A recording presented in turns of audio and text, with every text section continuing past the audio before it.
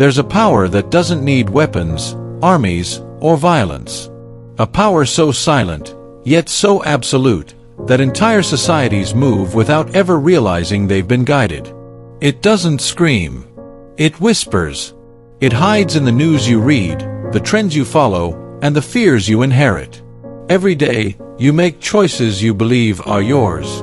But what if most of them were never truly yours to begin with? What if your opinions, your emotions, your very sense of truth, were part of a carefully designed illusion? In this story, we'll explore the invisible architecture of control, the subtle psychological trick that turns individuals into crowds, and crowds into obedient masses. You won't see chains. You won't see cages. Yet the control is real, and it begins the moment you stop questioning what everyone else believes. This is the psychological trick that controls the masses.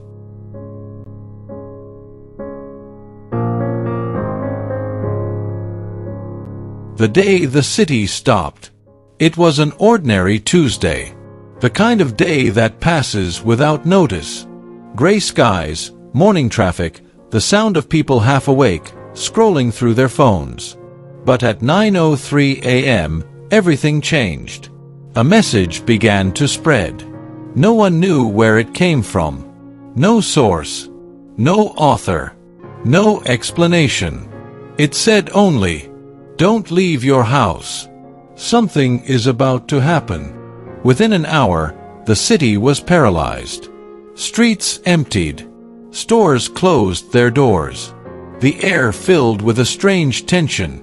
Not from danger, but from belief. People stared out their windows, waiting for something that never came. News stations tried to calm the panic. But every attempt only fueled more fear.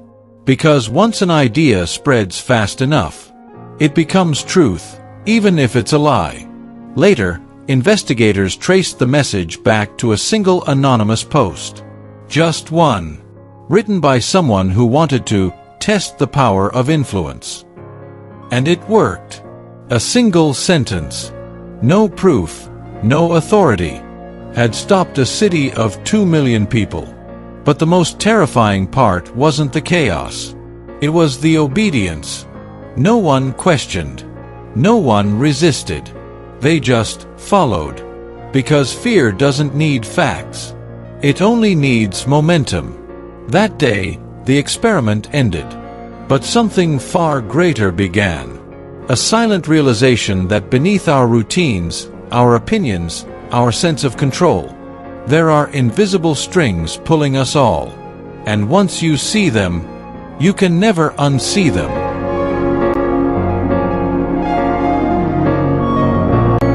The collective mind and the herd effect. The human brain was never built for isolation. From the dawn of time, survival depended on belonging.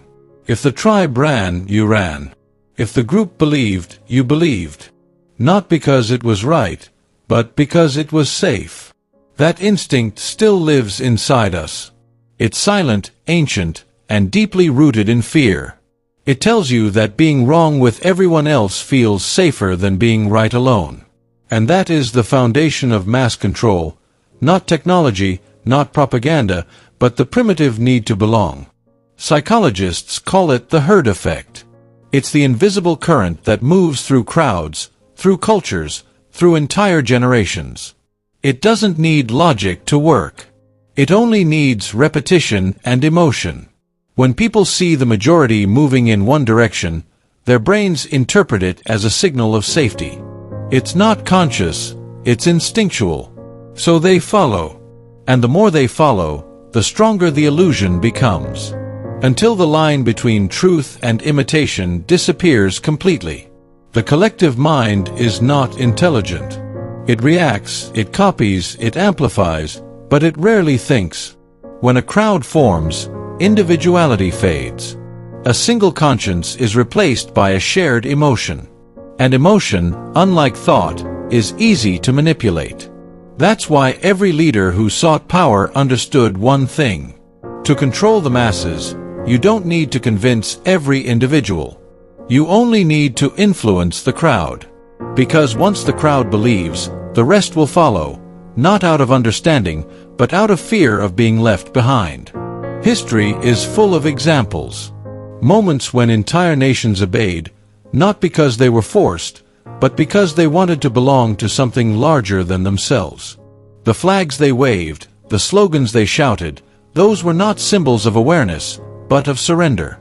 Surrender of thought, of doubt, of moral independence.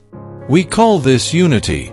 But unity without consciousness is nothing more than collective hypnosis. In modern times, the herd no longer marches in the streets, it scrolls. It clicks, likes, and shares. It follows trends not for meaning, but for validation. The tribe has gone digital, yet the instinct is the same. To be part of the group is to exist. To question it is to risk exile. And so, people adapt. They silence their opinions, reshape their identities, and echo what is popular, not because they believe it, but because they fear being invisible. That is how control thrives. Not through force, but through conformity. Because the most obedient slaves are the ones who believe they are free. When you look at a crowd cheering, protesting, or consuming the same idea, you are witnessing more than participation. You are witnessing programming. Each face may seem different, but behind the eyes lies the same signal: do what everyone else is doing. And here lies the paradox. The herd offers comfort, but it also erases individuality. It promises safety, but it steals awareness. In the warmth of the crowd, we lose the fire of independent thought. That's why the collective mind is the perfect instrument of control. It polices itself. No dictator needs to silence you when your own peers will do it for them. No government needs to censor you when you're afraid to stand alone. The herd is both the victim and the enforcer. It spreads fear and obedience like a virus. And those who try to break away are labeled as dangerous, delusional, or insane. But here's the truth. The crowd doesn't fear the outsider because he's wrong. It fears him because he reminds them that they've stopped thinking. The collective mind is a mirror of our weakness. Our inability to stand in silence when the noise grows loud. Our desperation to belong even when belonging means blindness. And as long as that instinct rules us, control will never need to show its face.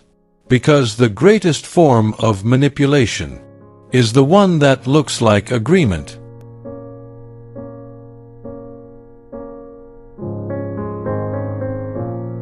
The invisible power of repetition.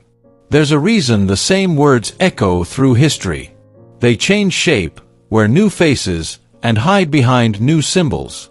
But the mechanism is always the same. Repetition. The human mind is not designed to question what it sees often enough. Familiarity feels like truth. And so, what is repeated becomes real, not because it's logical, but because it's comfortable. The brain, constantly bombarded with information, seeks shortcuts. It learns that analyzing every detail is exhausting. So it creates a rule: if I've heard it before, it must be safe. That rule, once useful for survival, has become the perfect weakness to exploit. Propaganda, advertising, politics, they all rely on this simple principle. Say something often enough, with enough confidence, and the mind will stop resisting. The idea seeps in slowly, until it feels like something you've always believed. Repetition doesn't persuade the intellect, it bypasses it. It doesn't need to argue. It just needs to appear, again and again, until it becomes part of the background noise of your thoughts. This is the invisible power. The repetition of symbols, words, and emotions creates patterns in the collective consciousness. And once a pattern is accepted, reality bends to fit it. You don't notice it happening. You start repeating the phrases you've heard. You defend ideas that were never yours. You react emotionally to symbols you don't even understand. That is how control hides, in the rhythm of familiarity. Governments know it. Corporations know it. Algorithms know it better than anyone. Every scroll, every advertisement, every headline is a drop of influence, a whisper reinforcing what they want you to feel. They don't need to convince you of anything radical. They just need to make the familiar impossible to escape. And soon, you'll find yourself believing what you once doubted, fearing what you once ignored, desiring what you never needed. Repetition shapes not only your beliefs, it reshapes your memory. It blurs the boundary between what you've experienced and what you've been told to remember. In a world where information repeats faster than thought, truth becomes a matter of volume. Whoever speaks the loudest, the longest, the most often, wins. That's why propaganda doesn't die. It just evolves. From posters to television, from television to screens in your pocket. The message is the same: repeat until obedience. But the most dangerous repetition is not external, it's internal. The thoughts you replay in your own mind become the beliefs that define you. Every time you repeat a fear, a doubt, or a limitation, you carve it deeper into your identity. That's how the system sustains itself. It teaches you what to think, then lets you repeat it to yourself, until you mistake programming for personality. And when millions of minds repeat the same words, believe the same story, and share the same outrage, they merge into a single frequency, the hum of the collective. Predictable, controllable, silent. That's the genius of repetition. It doesn't fight your will, it replaces it. It doesn't imprison you, it convinces you that the walls are home. In time, people stop asking, "Is it true?" and start saying, "Everyone knows it's true." And that's the moment reality becomes elastic. When facts bend under the weight of belief. Repetition is not just communication. It's creation. It builds worlds, shapes history, and manufactures consent one phrase at a time. Because in the end, the most powerful lies are not shouted. They're whispered endlessly until they sound like the truth.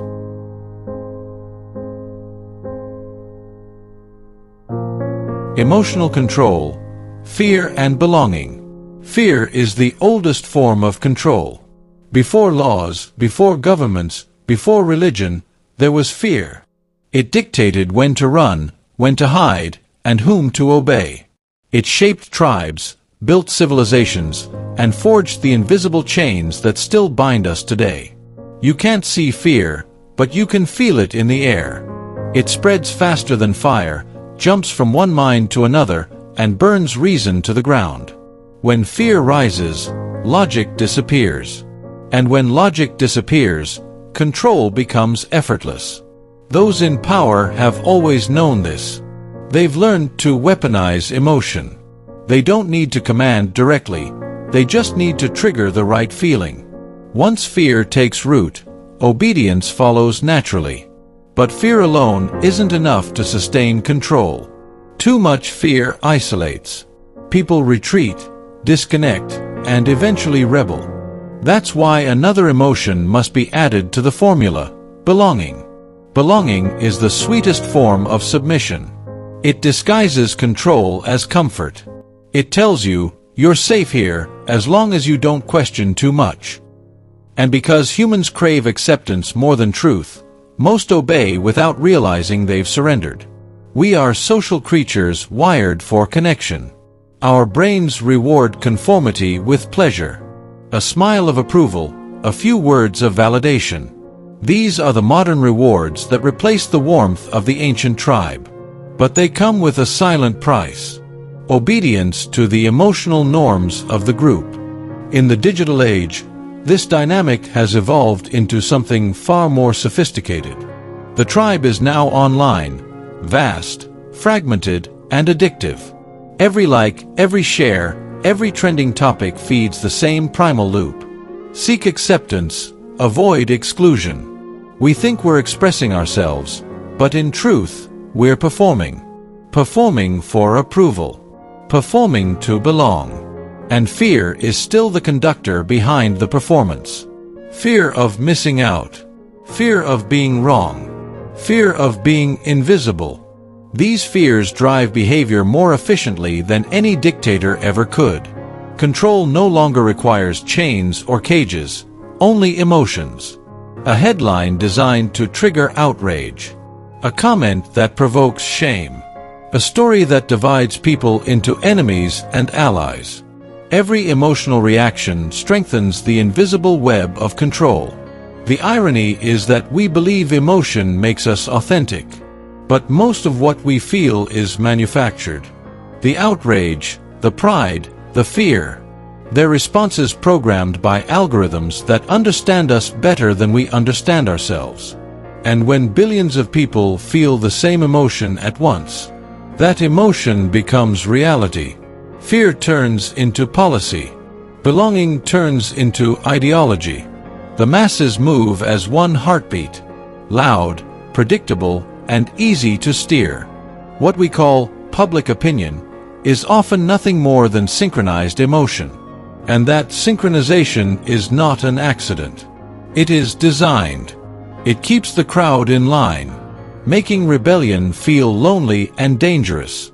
Because to stand apart is to risk exile. And in a world driven by emotional dependency, exile feels worse than death.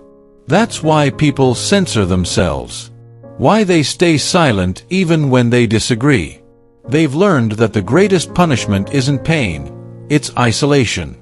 The truth is brutal.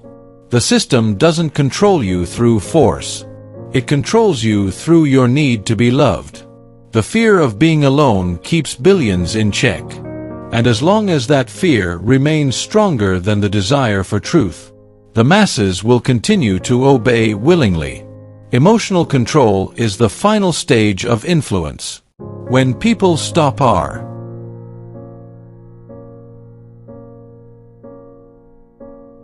breaking the spell. Every illusion begins with trust.